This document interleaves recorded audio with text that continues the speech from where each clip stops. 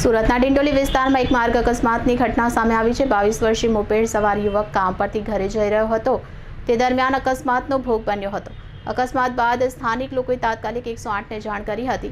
108 ambulance દ્વારા યુવકને સારવાર માટે નજીકની હોસ્પિટલ ખસેડવામાં આવ્યો હતો, જ્યાં ટૂંકી સારવાર બાદ તેનું મોત નીપજ્યું હતું। ડિંડોલી વિસ્તારમાં અકસ્માત બાદ સ્થાનિક લોકોએ તાત્કાલિક 108 એમ્બ્યુલન્સને સૂચના આપી હતી અને 108ની ટીમ પહોંચી યુવકને તાત્કાલિક સારવાર આપી નવી સિવિલ હોસ્પિટલમાં દાખલ કરાવ્યો।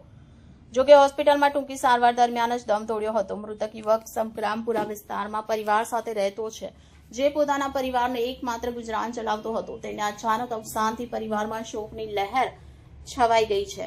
આ અંગે ડિંડોલી પોલીસે અકસ્માતનો ગુનો નોંધી કાયદેસરની कार्यवाही हाथ धरी है। मेरा नाम दाऊद है, वो भाई का नाम शहबाज है और उनकी उम्र 22 साल है। और ये एक्सीडेंट नवागाम ढिंडोली का जो ब्रिज है ना ऊपर फाटक के ऊपर, वहाँ पर हुआ था। रात के तकरीबन 10:15 समथिंग को हुआ था। 10:30 बजे हमको 108 से फ़ोन आया कि आपका जो भाई है उसका एक्सीडेंट हो गया है। तो हम तुरंत ही निकले। तब तक उन्होंने यूँ किया कि उसको नई सिविल लेने में आ गया है, अब नई सिविल ही आ जाऊँ।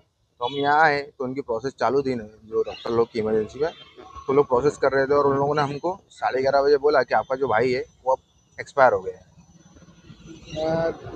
ये भाई कहाँ जा रहे थे और क्या कैसे स्लिप हो गया, किसने ठोक दिया? ये भाई इनके सीसीटीवी का काम है और इनके काम से आ रहे थे और रास्ते में क्या हुआ, इनको गाड़ी ने टक्कर मारी, टेम्पो ने टक्कर मारी, वो अभी तक पुलिस तपास कर रही है।